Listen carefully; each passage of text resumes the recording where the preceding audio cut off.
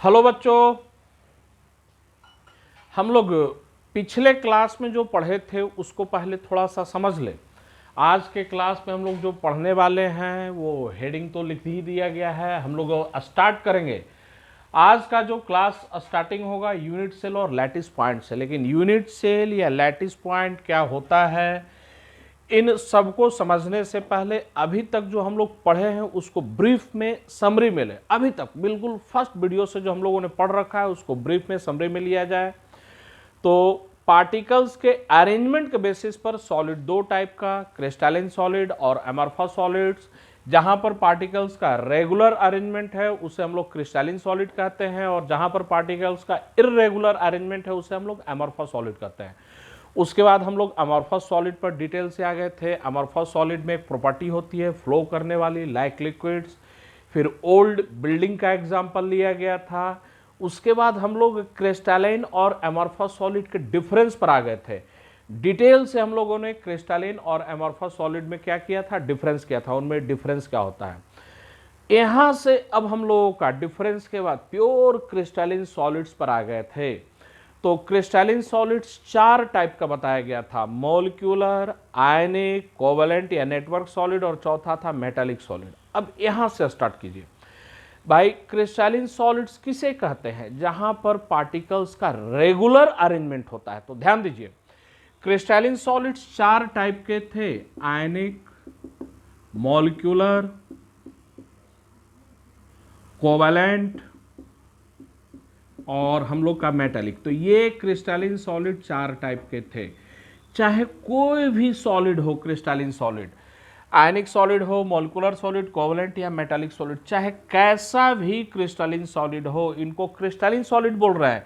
यहां पर पार्टिकल्स का अरेंजमेंट कैसा होगा, रेगुलर होगा। आयनिक सॉलिड में आयंस का रेगुलर अरेंजमेंट मिलेगा, मॉलिक्यूलर सॉलिड में मॉलिक्यूल्स का रेगुलर अरेंजमेंट मिलेगा।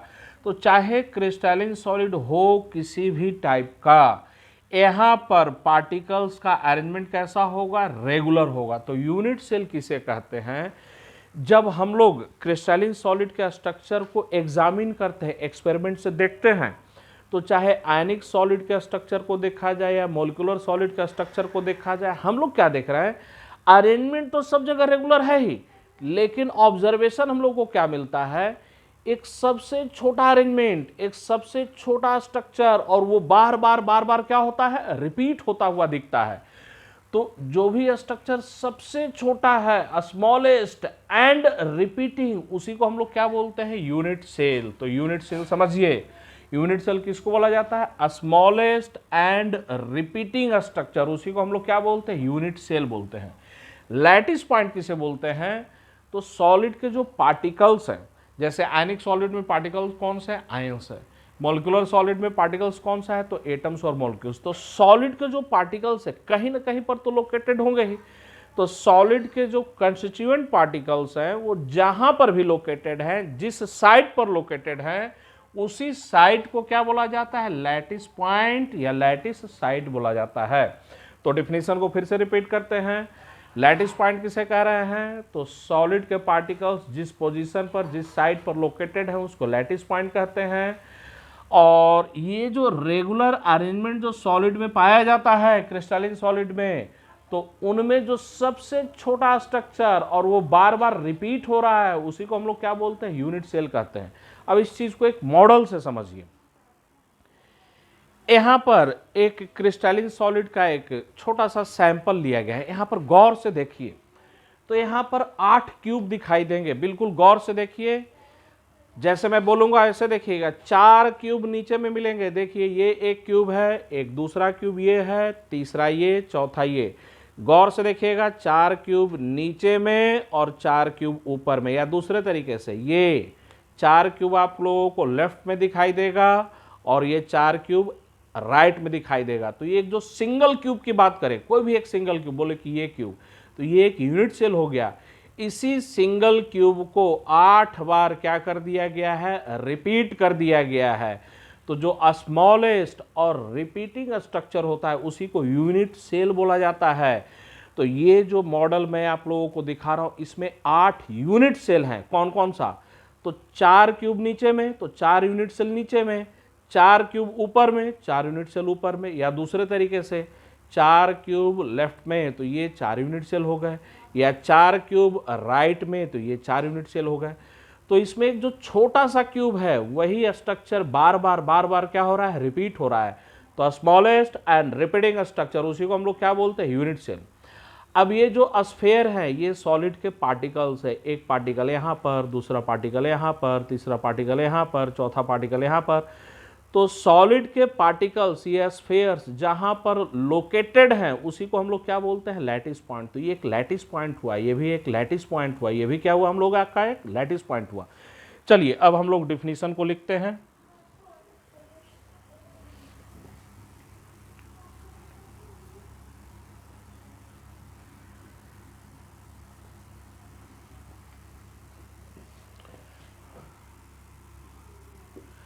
Smallest and repeating a structural unit of a crystalline solid is called unit cell.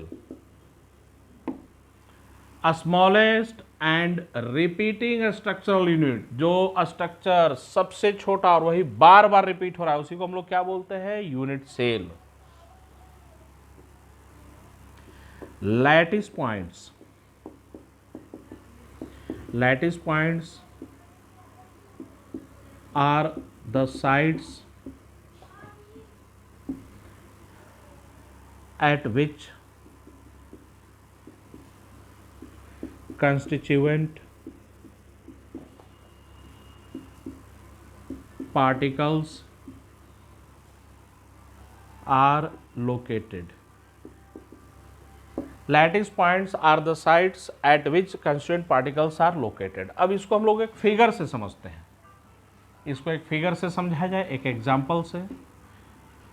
ये एक सिंपल छोटा सा एक क्यूब यहां पर दिखा दिया जा रहा है।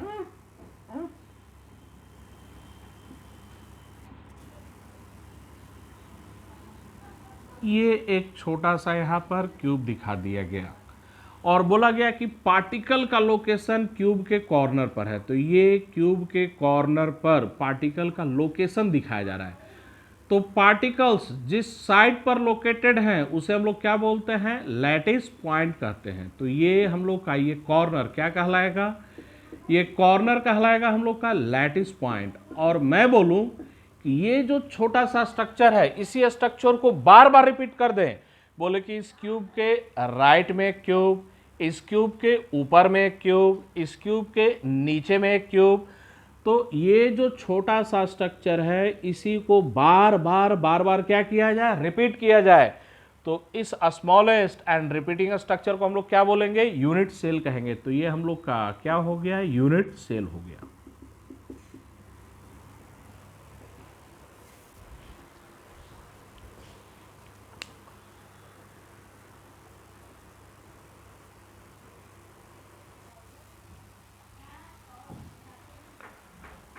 तो अभी हम लोग यूनिट सेल के बारे में पढ़े थे। अब समझिए crystal system, types of crystal system.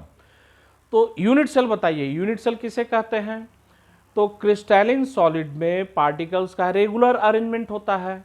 अब हम लोग क्या देखते हैं, वो जो रेगुलर अरेंजमेंट है उसमें एक सबसे छोटा अरेंजमेंट, सबसे छोटा स्ट्रक्चर वो बार बार क्या होता है, रिपीट होता है। तो उसी स्मॉलेस्ट एंड रिपीटिंग स्ट्रक्चर को हम लोग क्या बोलते हैं, यूनिट सेल। लेकिन फर्दर ऑब्जर्वेशन, ये जो स्मॉलेस्ट और रिपीटिंग स्ट्रक्चर है, कभी ये रिपीट होने वाला स्ट्रक्चर क्यूबिक होता है, कभी जो बार बार जो स्ट्रक्चर रिपीट हो रहा है वो हेक्सागोनल होता है। तो ये जो रिपीट होने वाला जो स्ट्रक्चर है, स्मॉलेस्ट एंड रिपीटिंग, जो बार बार रिपीट हो रहा है वो स्ट्रक्चर कभी क्यूबिक होता है, कभी हेक्सागोनल होता है, कभी किसी दूसरे शेप में होता है। तो ये जो अरेंजमेंट बार बार रिपीट हो रहा है और इसका स्ट्रक्चर कभी क्यूबिक में जाता है, कभी हेक्सागोनल में जाता है, उसी के बेसिस पर क्रिस्टल सिस्टम 7 टाइप्स का बताया गया है। कौन कौन सा? तो दो तो मैंने नाम ले लिया। अगर हम लोग का रिपीट होने वाला स्ट्रक्चर क्यूबिक है तो उसे बोलते हैं क्यूबिक क्रिस्टल सिस्टम। हम लोग का जो स्ट्रक्चर बार बार रिपीट हो रहा है अगर वो हेक्सागोनल है तो उसे हम लोग हेक्सागोनल क्रिस्टल सिस्टम बोलते हैं। तो इसके बेसिस पर टोटल 7 टाइप्स के क्रिस्टल सिस्टम बताए गए हैं। कौन कौन से? हम लोग सब पर एक एक कर आते हैं। तो there are 7 crystal systems. There are 7 crystal systems. कौन कौन से? First cubic. तो यहां पर नाम से ध्यान रखिएगा, क्यूबिक क्रिस्टल सिस्टम में क्या होता है? तो जो स्मॉलेस्ट एंड रिपीटिंग स्ट्रक्चर है वो किस शेप में होता है? वो क्यूबिक स्ट्रक्चर का होता है। दूसरा हम लोग का ऑर्थोरोम्बिक।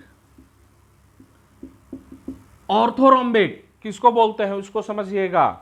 तो जैसे मैं ये एक मैच बॉक्स दिखा रहा हूं, एक माचिस का डब्बा, क्या इसका शेप क्यूबिक है? बिल्कुल नहीं। जितने भी स्टूडेंट्स इस वीडियो को देख रहे हैं तुरंत इस माचिस को देखकर, इस मैच बॉक्स को देखकर बोलिएगा सर ये क्यूबिक नहीं है, ठीक है ना। ये क्या है? क्यूबॉइड है, ठीक है ना। इसी को हम लोग सॉलिड स्टेट में ऑर्थोरोम्बिक कहते हैं। तब यहां पर कॉर्नर पर 8 कॉर्नर देखिए, एक ऊपर में, दूसरा, तीसरा, चौथा, 4 कॉर्नर ऊपर में और 4 कॉर्नर नीचे में। मैं बोलूं यही स्ट्रक्चर बार बार क्या हो रहा है? रिपीट हो रहा है, ठीक है ना। तो ये जो हम लोग का मैच बॉक्स का जो शेप है इसे हम लोग ऑर्थोरोम्बिक कहते हैं। तो ये दूसरा क्रिस्टल सिस्टम कौन सा हो गया हम लोग का? ऑर्थोरोम्बिक हो गया। तो ऑर्थोरोम्बिक का याद रखना है, इसका जो स्ट्रक्चर होता है कैसा होता है? मैच बॉक्स वाला, मतलब लंबाई, चौड़ाई और ऊंचाई बराबर नहीं होगा, एंगल सब 90 डिग्री के होंगे। और क्यूबिक में बोले तो क्यूबिक में लंबाई, चौड़ाई, ऊंचाई सब बराबर और एंगल भी बराबर, और वो कितने के बराबर? 90 डिग्री के बराबर। तो दोनों में डिफरेंस, इन दोनों जगह एंगल बराबर है लेकिन दोनों 90 डिग्री के ही बराबर है। दोनों जगह एंगल बराबर और सब 90 डिग्री पर। डिफरेंस क्या है? यहां पर एज का लेंथ बराबर है, यहां पर एज का लेंथ बराबर नहीं है। तो जो स्मॉलेस्ट स्ट्रक्चर बार बार रिपीट हो रहा है उसके बेसिस पर क्रिस्टल सिस्टम 7 टाइप्स का बताया गया है। पहला क्यूबिक, दूसरा ऑर्थोरोम्बिक, तीसरे पर हम लोग आते हैं रोम्बोहेड्रल, जिसे हम लोग ट्राइगोनल भी कहते हैं। Rhombohedral, trigonal. चौथे पर चले हम लोग मोनोक्लिनिक। पांचवा हम लोग का ट्राइक्लिनिक, सेक्स, टेट्रागोनल, 7 हेक्सागोनल। 7 हम लोग का हेक्सागोनल। हाँ, यहां पर एक पॉइंट नोट में कर हम लोग को लिख लेना है, ऑर्थोरोम्बिक स्ट्रक्चर का ज्योमेट्री कैसा होता है? मैच बॉक्स वाला। तो orthorhombic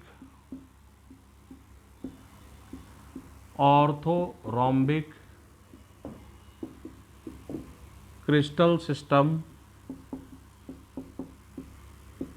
has geometry of household matchbox, orthorhombic crystal system has geometry of household match box. अब आगे समझिए, उतारिएगा एक बार में। तो ये जो स्मॉलेस्ट और रिपीटिंग स्ट्रक्चर जो बार बार रिपीट हो रहा था उसके बेसिस पर क्रिस्टल सिस्टम 7 टाइप्स का। अगर बार बार रिपीट होने वाला स्ट्रक्चर क्यूबिक है उसे क्यूबिक क्रिस्टल सिस्टम कहते हैं। बार बार रिपीट होने वाला स्ट्रक्चर ये मैच बॉक्स वाला स्ट्रक्चर है, बोले कि ये स्ट्रक्चर बार बार रिपीट हो रहा है उसको ऑर्थोरोम्बिक क्रिस्टल सिस्टम कहते हैं। बार बार रिपीट होने वाला स्ट्रक्चर हेक्सागोनल है तो उसे हेक्सागोनल क्रिस्टल सिस्टम कहते हैं। वैसे बाकी सर रोम्बोहेड्रल का फिगर कैसा होगा, मोनोक्लिनिक का कैसा होगा, ट्राइक्लिनिक का कैसा होगा, टेट्रागोनल कैसा होगा, हम लोग सब पर 1 बाय 1 कर आएंगे। लेकिन 3 आसान था समझना, क्यूबिक, ऑर्थोरोम्बिक समझ गए कैसा होता है ज्योमेट्री, मैच बॉक्स का होता है, हेक्सागोनल हम लोग पहले से जानते हैं, बाकी 4 भी 1 बाई 1 कर कराएंगे। लेकिन आगे एक साइंटिस्ट थे ब्रेभास, इन्होंने सॉलिड स्टेट पर बहुत ज़्यादा रिसर्च किया है, सॉलिड स्टेट पर इन्होंने बहुत काम किया है। तो इन्होंने क्या प्रूफ किया है मैथमेटिकली, है ना, वो प्रूफ हम लोग के स्कोप के बाहर का है, लेकिन इन्होंने मैथमेटिकली क्या किया है प्रूफ कि प्रत्येक क्रिस्टल सिस्टम में पार्टिकल्स का अरेंजमेंट मैक्सिमम 4 तरीके से कर सकते हैं। तो मैं यहां पर रिपीट कर रहा हूं, प्रत्येक क्रिस्टल सिस्टम में पार्टिकल्स का अरेंजमेंट मैक्सिमम कितने तरीके से कर सकते हैं? तो 4 तरीके से। वो 4 कौन कौन से हैं? तो एक होता है सिंपल, दूसरा होता है बॉडी सेंटर्ड, तीसरा हम लोग का होता है फेस सेंटर्ड, और चौथा हम लोग का होता है एंड सेंटर्ड। समझिए अभी चीजों को, उसके बाद उतारना है। तो ब्रेभास ने क्या शो किया है, उन्होंने क्या प्रूफ किया है, ये जो 7 क्रिस्टल सिस्टम में है, तो प्रत्येक क्रिस्टल सिस्टम में पार्टिकल्स, जो कंस्टिट्यूएंट पार्टिकल्स, मैक्सिमम 4 तरीके से अरेंज हो सकते हैं। कौन कौन सा? तो एक सिंपल अरेंजमेंट, दूसरा बॉडी सेंटर्ड अरेंजमेंट, तीसरा फेस सेंटर्ड अरेंजमेंट, चौथा हम लोग का एंड सेंटर्ड। तो ध्यान दीजिए, अगर क्यूबिक में चले तो क्यूबिक में पार्टिकल्स के 4 तरीके का अरेंजमेंट की पॉसिबिलिटी है। कौन कौन सा? तो एक सिंपल में, दूसरा बॉडी सेंटर्ड में, तीसरा फेस सेंटर्ड, चौथा एंड सेंटर्ड। तो क्यूबिक स्ट्रक्चर में 4 यूनिट सेल मिलेंगे। यूनिट सेल किसे कहते हैं? Smallest and repeating. तो यहां पर आइए, क्यूबिक सबसे छोटा स्ट्रक्चर, बार बार इसको रिपीट करें, इसको यूनिट सेल हम लोग कह रहे हैं, लेकिन इसमें 4 तरीके से अरेंजमेंट की पॉसिबिलिटी है। तो क्यूबिक यूनिट सेल में 4 यूनिट सेल निकलेंगे। वैसे यहां पर भी पार्टिकल्स का अरेंजमेंट 4 तरीके से हो सकता है, तो ऑर्थोरोम्बिक में भी 4 यूनिट सेल निकलेंगे। तो ये बताइए, 7 क्रिस्टल सिस्टम है, प्रत्येक में 4-4 यूनिट सेल निकलेगा, तो टोटल कितना यूनिट सेल होगा हम लोग का? 28। तो 7 × 4 28 यूनिट सेल की पॉसिबिलिटी उन्होंने बताई, लेकिन नेचर में 28 यूनिट सेल एग्जिस्ट नहीं करते हैं। नेचर में सिर्फ और सिर्फ 14 यूनिट सेल एग्जिस्ट करते हैं। तो नेचर में जो 14 यूनिट सेल एग्जिस्ट करते हैं, वो ब्रेभास के रिस्पेक्ट में उन 14 यूनिट सेल को हम लोग बोलते हैं ब्रेभास यूनिट सेल। इन सब पॉइंट्स को हम लोग लिखेंगे, लेकिन मैं दोबारा इन सब चीज़ों को रिपीट कर दे रहा हूँ। हम लोग का जो स्मॉलेस्ट और रिपीटिंग स्ट्रक्चर है, उसके पैटर्न के बेसिस पर, उसके अरेंजमेंट के बेसिस पर क्रिस्टल सिस्टम 7 टाइप्स का। कहीं रिपीट होने वाला स्ट्रक्चर क्यूबिक होता है, तो उसको क्यूबिक क्रिस्टल सिस्टम कहते हैं। कहीं रिपीट होने वाला स्ट्रक्चर ये मैच बॉक्स है, तो उसको हम लोग क्या बोलते हैं? Orthorhombic crystal system. जो स्मॉलेस्ट और रिपीटिंग स्ट्रक्चर है, अगर वो हेक्सागोनल है, तो उसे हेक्सागोनल क्रिस्टल सिस्टम कहते हैं। तो ये 7 टाइप के क्रिस्टल सिस्टम हैं। अब ब्रेभास ने क्या शो किया कि प्रत्येक क्रिस्टल सिस्टम में पार्टिकल्स का अरेंजमेंट मैक्सिमम कितने तरीके से कर सकते हैं? तो 4 तरीके से कर सकते हैं। वो कौन कौन सा? Simple, body centred, face centred, and centred. अब प्रत्येक क्रिस्टल सिस्टम में 4 यूनिट सेल निकलेंगे, तो सब में 4-4 यूनिट सेल निकलेंगे, तो 7 crystal system, total 28 unit cell की पॉसिबिलिटी है। लेकिन उन 28 में से नेचर में मात्र कितना एग्जिस्ट करता है? 14। तो इन 14 यूनिट सेल को जो नेचर में पाए जाते हैं, ब्रेभास के रेस्पेक्ट में हम लोग क्या बोलते हैं? ब्रेभास यूनिट सेल। तो आप लोग क्रिस्टल सिस्टम उतारिए, हम लोग ये सब पॉइंट जो पढ़े हैं उसको एक एक कर कर लिखेंगे।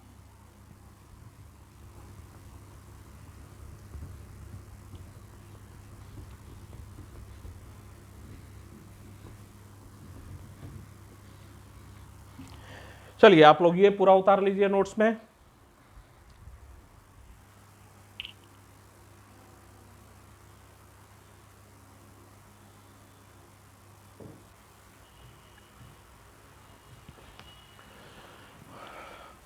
अभी हम लोग जो पढ़े थे वही सब यहाँ पर नोट्स में लिख दिया गया है, एक एक कर कर पढ़िए, जिससे कि हम लोग का रिवीजन भी हो जाए। तो ब्रेभास ने क्या शो किया, क्या प्रूफ किया? Bravais further showed that there would be only 4 possible ways in which constituent particles of a unit cell can be arranged। ये 4 पॉसिबल वेज कौन कौन से हैं? तो पहला प्राइमिटिव या सिंपल भी कहते हैं, दूसरा बॉडी सेंटर्ड, तीसरा फेस सेंटर्ड और चौथा इंड सेंटर्ड। तो प्रत्येक क्रिस्टल सिस्टम में 4 तरीके से पार्टिकल्स के अरेंजमेंट की पॉसिबिलिटी है। तो टोटल 28 यूनिट सेल की पॉसिबिलिटी हुई, संभावना हुई, और उसमें से नेचर में कितने एग्जिस्ट करते हैं? 14। तो so the total number of possible unit cells are कितना? तो 28, but only 14 of them exist in nature. तो उनमें से सिर्फ 14 ही नेचर में एग्जिस्ट करता है। These 14 unit cells are called Bravais unit cell. अब यहां पर क्वेश्चन आएगा, सर ये जो 4 तरीके से जो अरेंजमेंट है वो कैसे कैसे होता है? सिंपल में अरेंजमेंट कैसा होता है, बॉडी सेंटर्ड में अरेंजमेंट कैसा होता है, फेस सेंटर्ड या एंड सेंटर्ड में पार्टिकल का अरेंजमेंट कैसा होता है? तो हम लोग इसी पर आने वाले हैं। Simple, body centred, face centred और एंड सेंटर्ड में पार्टिकल्स का अरेंजमेंट होता कैसा है? तो आप लोग पहले इसे उतार लीजिए।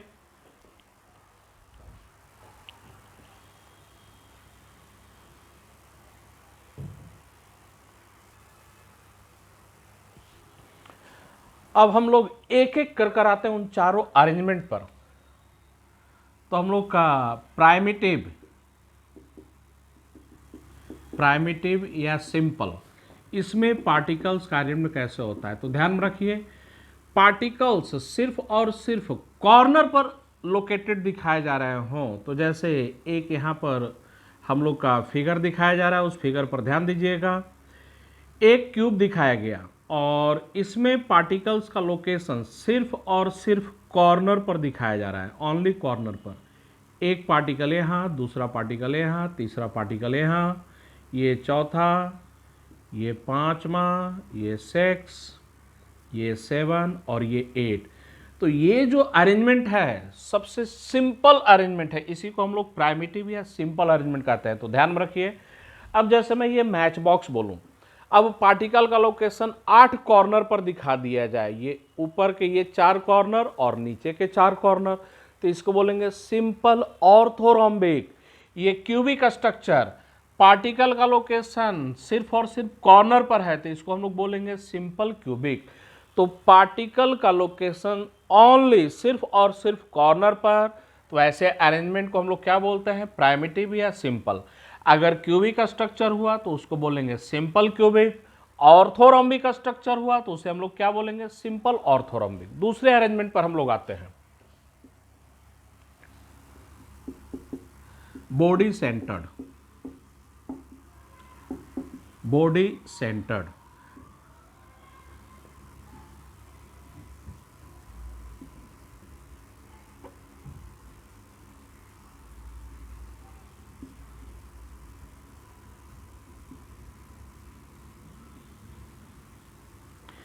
पार्टिकल्स का लोकेशन कॉर्नर के साथ साथ बॉडी के सेंटर पर भी। तो ये पार्टिकल 8 कॉर्नर पर, 8 कॉर्नर के साथ साथ बॉडी के सेंटर पर भी दिखा दिया जाए।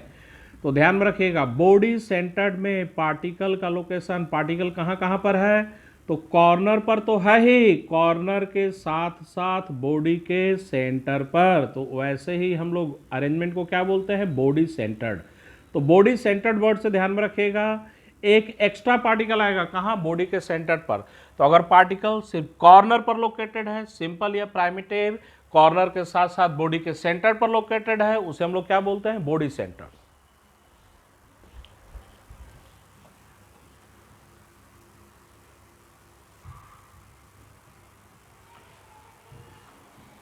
अब हम लोग नेक्स्ट आते हैं फेस सेंटर। तो यहां पर ध्यान में रखिए, पार्टिकल का लोकेशन कॉर्नर पर तो होगा ही होगा, कॉर्नर के साथ साथ प्रत्येक फेस के सेंटर पर भी होगा। तो फिगर को देखिए मैं कैसे बना रहा हूं, समझिएगा। इस बार क्यूब थोड़ा बड़ा बनाना है। जब आप लोग कॉपी में नोट्स बनाने लगिएगा तो फेस सेंटर्ड के लिए थोड़ा फिगर बड़ा बनाना है हम लोग को, जिससे कि फिगर में क्या रहे? क्लैरिटी रहे। तो फिगर थोड़ा सा बड़ा बनाइएगा।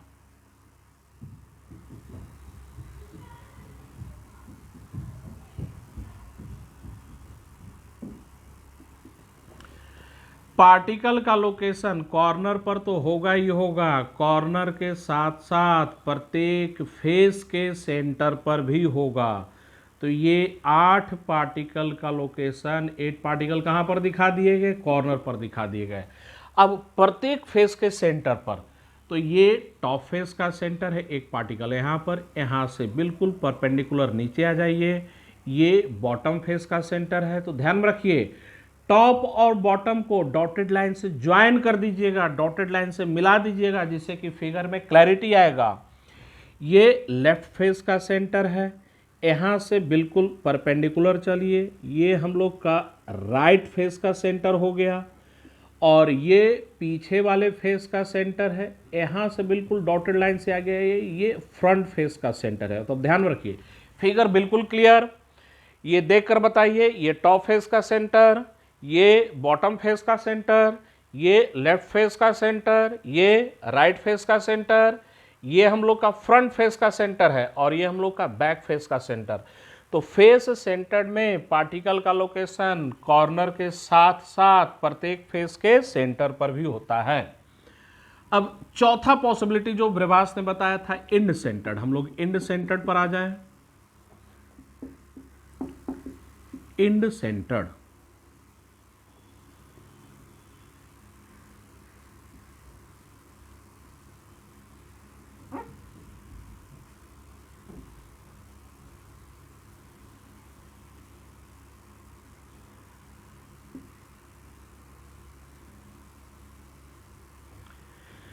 इंड सेंटर्ड में पार्टिकल का लोकेशन 8 कॉर्नर पर तो होगा ही होगा, साथ साथ कोई भी दो अपोजिट फेस के सेंटर पर, एनी टू अपोजिट फेस, कोई भी दो अपोजिट फेस के सेंटर पर।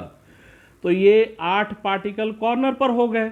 अब बोले कि एक पार्टिकल टॉप फेस के सेंटर पर है, तो इसका अपोजिट कौन सा, बॉटम फेस का सेंटर। तो इंड सेंटर्ड में पार्टिकल का लोकेशन कॉर्नर के साथ साथ कहां पर, तो कोई भी दो opposite face, any two opposite face, कोई जरूरी नहीं है कि वो टॉप और बॉटम ही हो, उसको समझिए।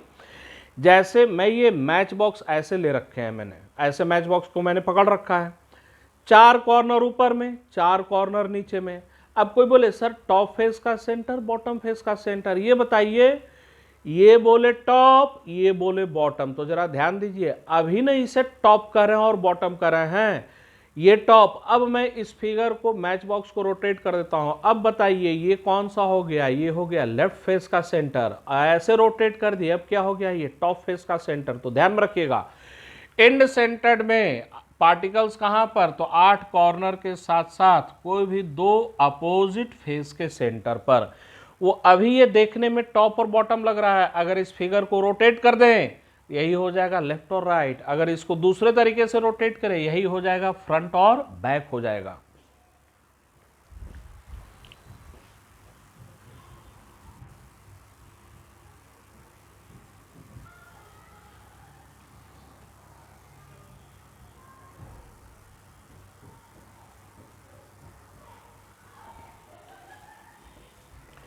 अब यूनिट सेल पैरामीटर को समझिए, यूनिट सेल पैरामीटर हम लोग किसे कह रहे हैं, तो ये एक यूनिट सेल ऐसे दिखा दिएगा, मैं ऐसे ऐसे मिटा देता हूं इसे।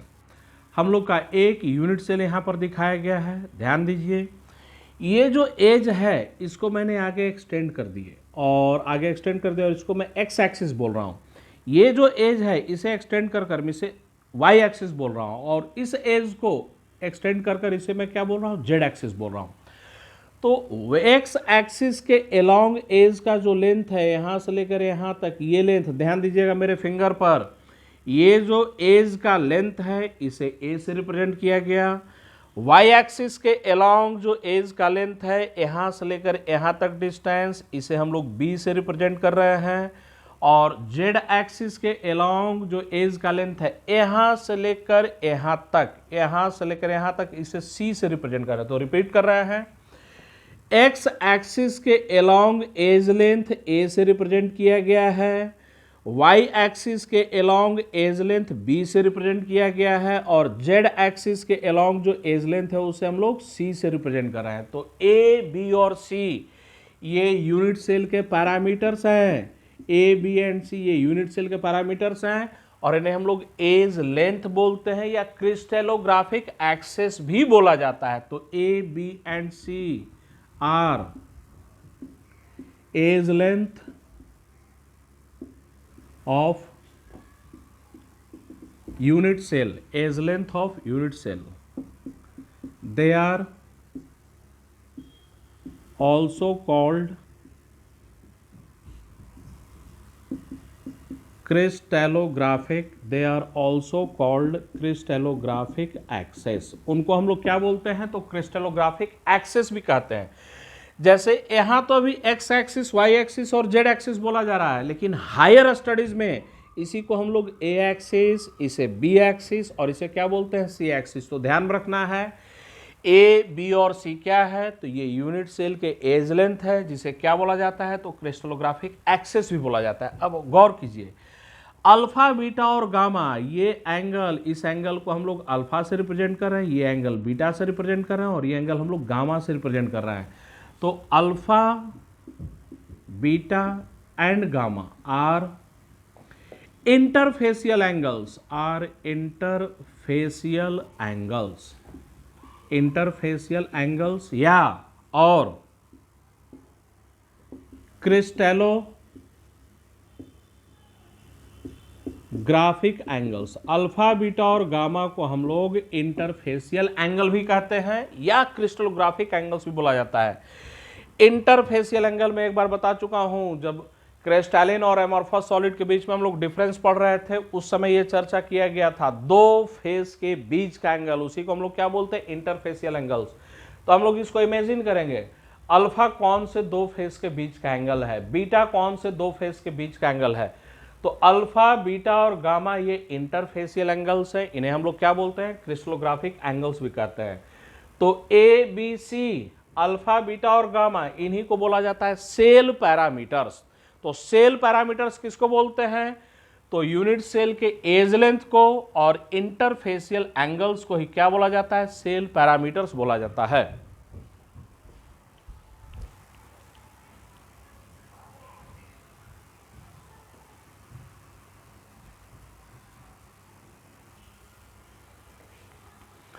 अब हम लोग इस एंगल पर डिटेल से आते हैं। अल्फा, बीटा और गामा कौन से दो फेस के बीच का एंगल है? तो सॉलिड स्टेट में मैंने स्टार्टिंग में बताया था, जिन स्टूडेंट्स का इमेजिनेशन बढ़िया होगा तो उनके लिए चैप्टर बिल्कुल आसान होगा। Most of the numerical problem उनसे खुद से बन जाएंगे। तो यहाँ पर मैं जो देने जा रहा हूँ फिगर बनाकर, थोड़ा इमेजिन करना है, तो एक एक कर देखिएगा, मैं फिगर निकाल रहा हूँ।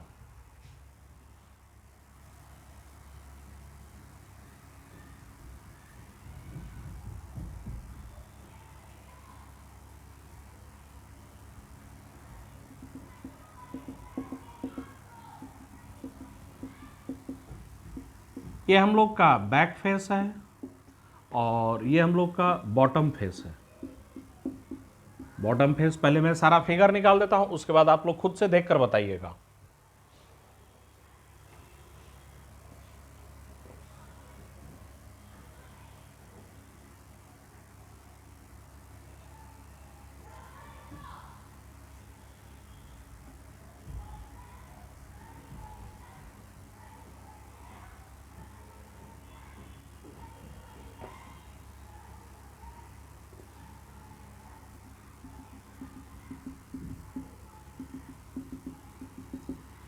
ये हम लोग का बैक फेस है और ये हम लोग का लेफ्ट फेस है।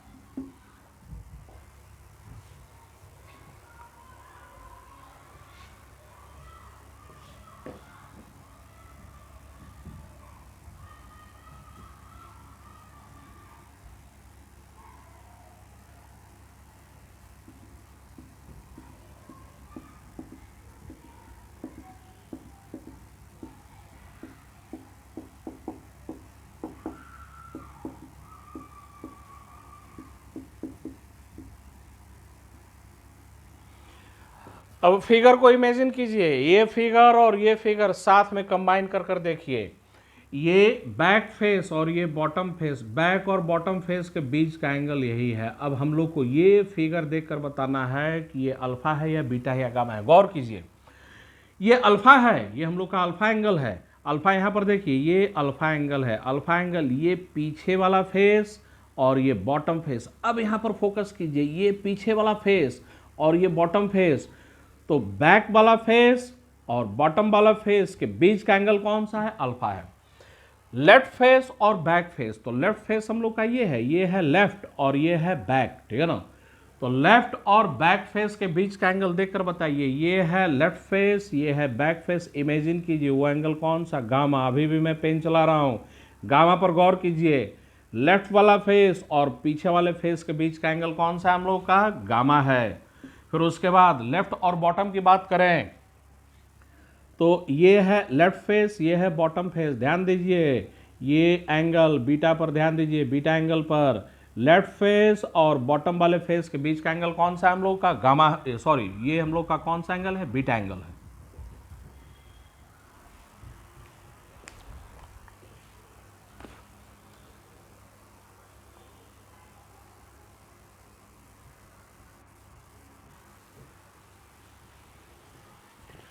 और हम लोग का डिटेल से अब यहां पर दिया जा रहा है एक टेबल बनाकर।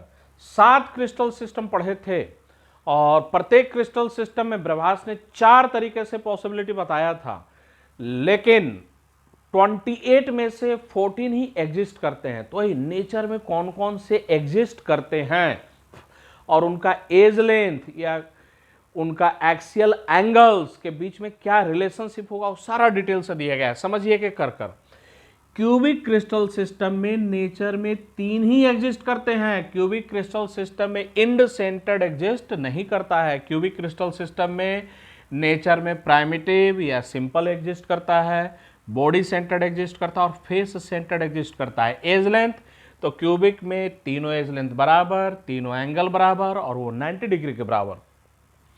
ऑर्थोरोम्बिक में चले तो एक पॉइंट ये याद रखिए, सातों क्रिस्टल सिस्टम में सिर्फ और सिर्फ ऑर्थोरोम्बिक क्रिस्टल सिस्टम ही ऐसा होता है जिसमें चारों पॉसिबिलिटी एग्जिस्ट करता है। तो ऑर्थोरोम्बिक क्रिस्टल सिस्टम में चारों वेरिएशन एग्जिस्ट करते हैं। ऑर्थोरोम्बिक में primitive, body centred, face centred और एंड सेंटर्ड, ये चारों नेचर में पाए जाते हैं। और ऑर्थोरोम्बिक का मैंने स्ट्रक्चर बताया भी था, मैच बॉक्स। तो इनके पैरामीटर पर आइए, यूनिट सेल पैरामीटर पर एज लेंथ बराबर नहीं होंगे, लेकिन एंगल, दो फेस के बीच का एंगल सब बराबर और कितने के बराबर, 90 डिग्री के बराबर। तो एज लेंथ बराबर नहीं है, लेकिन एंगल्स, दो फेस के बीच का जो एंगल्स है वो सब बराबर, कितने के बराबर, 90 डिग्री के बराबर। अब नेक्स्ट आगे आते हैं। रोम्बोहेड्रल में नेचर में सिर्फ और सिर्फ प्राइमिटिव एग्जिस्ट करता है। यूनिट सेल पैरामीटर पर चले तो एज लेंथ तीनों बराबर होते हैं, एंगल भी तीनों बराबर होते हैं, लेकिन वो 90 डिग्री के बराबर नहीं होते हैं। और ये जो टेबल हम लोग बना रहे हैं, ये ध्यान में रखिए, ये टेबल बिल्कुल हम लोग को कंठस्थ याद करना है। इस टेबल को बनाने के बाद हम लोग प्रीवियस ईयर के क्वेश्चन पर भी आएंगे। उस क्वेश्चन को जब देखिएगा तब ये पॉइंट बिल्कुल क्लियर हो जाएगा कि ये टेबल हम लोग को कंठस्थ करना जरूरी है। तो आप लोग ये टेबल उतारिए। अभी 3 क्रिस्टल सिस्टम हुआ है और भी 4 क्रिस्टल सिस्टम है हम लोगों के लिए।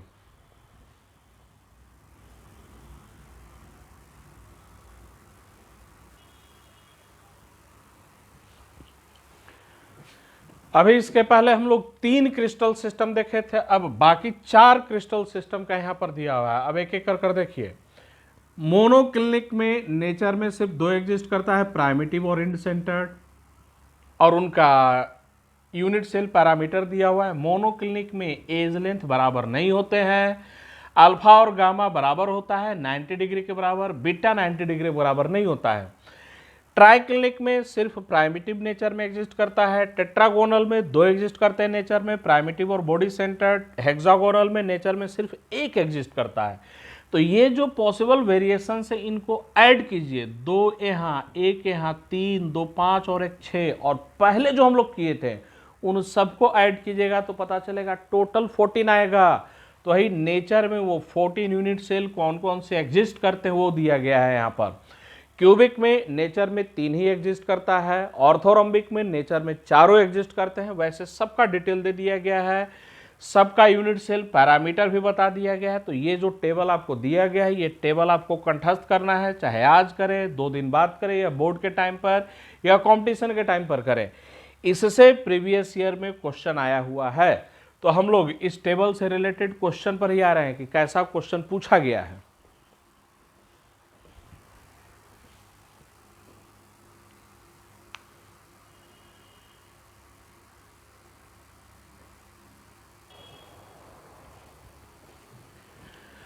ये एक क्वेश्चन दिया गया है, इस क्वेश्चन को आपको खुद से बनाना है। देख लीजिए क्वेश्चन आईआईटी में 2007 में पूछा गया। पूरा का पूरा जो क्वेश्चन है वो इस टेबल पर ही बेस्ड है। तो आप लोग अपने कॉपी में टेबल को देखिए और टेबल को देखने के बाद कॉलम को मैच कीजिए। और यहाँ पर ध्यान में रखिएगा क्वेश्चन मैट्रिक्स मैचिंग का है, एक से ज़्यादा आंसर क्या करेंगे, मैच करेंगे। तो आप लोग क्वेश्चन को उतार लीजिए और खुद से बनाइए, उसके बाद मैं इस क्वेश्चन का आंसर देता हूं।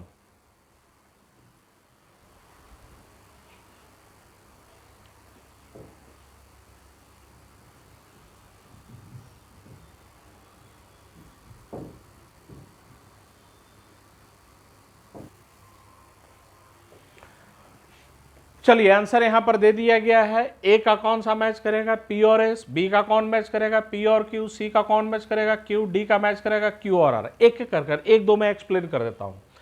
ए में चलते हैं, simple cubic and face centred cubic. तो ये बताइए क्यूबिक क्रिस्टल सिस्टम की बात करें तो उसमें नेचर में तीन एग्जिस्ट कर रहे हैं, सिंपल, फेस सेंटर्ड और बॉडी सेंटर्ड। तो चाहे सिंपल क्यूबिक बोले या फेस सेंटर्ड क्यूबिक बोले, ये दोनों किस क्रिस्टल सिस्टम से बिलोंग कर रहे हैं, तो क्यूबिक क्रिस्टल सिस्टम से बिलोंग कर रहे हैं। तो R2 क्रिस्टल सिस्टम्स गलत हो जाएंगे, ये सेम क्रिस्टल सिस्टम से बिलोंग कर रहे हैं। तो एस ऑप्शन मैच करेगा, belong to same crystal system, वो सेम क्रिस्टल सिस्टम से बिलोंग कर रहा है। उसके बाद चूंकि ये क्यूबिक क्रिस्टल सिस्टम है, चाहे सिंपल क्यूबिक बोले या फेस सेंटर्ड क्यूबिक बोले, तो एज लेंथ बराबर और एंगल भी सब क्या होंगे, बराबर होंगे। तो ए का पी और क्या मैच करेगा, एस मैच करेगा। वैसे ही अब आगे आते हैं, बी की बात करें, क्यूबिक और रोम्बोहेड्रल। तो सबसे पहले देखकर बताइए, क्यूबिक क्रिस्टल सिस्टम एक अलग है, रोम्बोहेड्रल क्रिस्टल सिस्टम अलग है। तो क्यूबिक और रोम्बोहेड्रल सेम क्रिस्टल सिस्टम नहीं है, दो अलग अलग क्रिस्टल सिस्टम है। तो इनका कौन सा मैच कर जाएगा, R2 क्रिस्टल सिस्टम, वो मैच करेगा। Belong to same crystal system, ये मैच नहीं करेगा। वैसे ही बाकी एज लेंथ और एंगल से चेक कर लेना है। तो अगर आपका आंसर गलत हुआ होगा तो फिर से टेबल पर जाइए और इस क्वेश्चन को बनाइए। बनाने के बाद अपना आंसर को क्या कीजिए, मैच कीजिए। चलिए अब हम लोग आगे के पार्ट पर आते हैं। आज के क्लास में हम लोग इतना तक ही पढ़ेंगे, लेकिन नेक्स्ट क्लास से समझिए। देखिए शुरू में ही बताया गया था कि सॉलिड स्टेट का 2 से 3 वीडियो हम लोग का थ्योरेटिकल होगा, जहां पर चीज़ों को समझने के बाद उसे अच्छे से लर्न करना है, याद रखना है। लेकिन अब जो नेक्स्ट आने वाला वीडियो है, ध्यान में रखिएगा, प्योर इमेजिनेशन है। अब तो नेक्स्ट क्लास से हम लोग simple cubic, body centred cubic, face centred cubic, cubic structure में नेचर में कौन कौन से एग्जिस्ट करते हैं, तो 3, simple, body centred, face centred. तो हम लोग क्यूबिक क्रिस्टल सिस्टम स्टार्ट करेंगे अगले क्लास से। और जैसे ही क्यूबिक क्रिस्टल सिस्टम आएगा वहाँ पर आपका इमेजिनेशन आएगा। इमेजिनेशन बढ़िया है, कॉन्सेप्ट बिल्कुल क्लियर होंगे और एग्जाम के पूछे हुए लगभग 90% से भी ज़्यादा क्वेश्चन वो खुद से बनेंगे। तो हम लोग मिलते हैं नेक्स्ट क्लास में। नेक्स्ट क्लास में हम लोग क्यूबिक क्रिस्टल सिस्टम स्टार्ट करेंगे। क्यूबिक क्रिस्टल सिस्टम में कौन सा, तो सिंपल क्यूबिक से हम लोग का स्टार्टिंग होगा।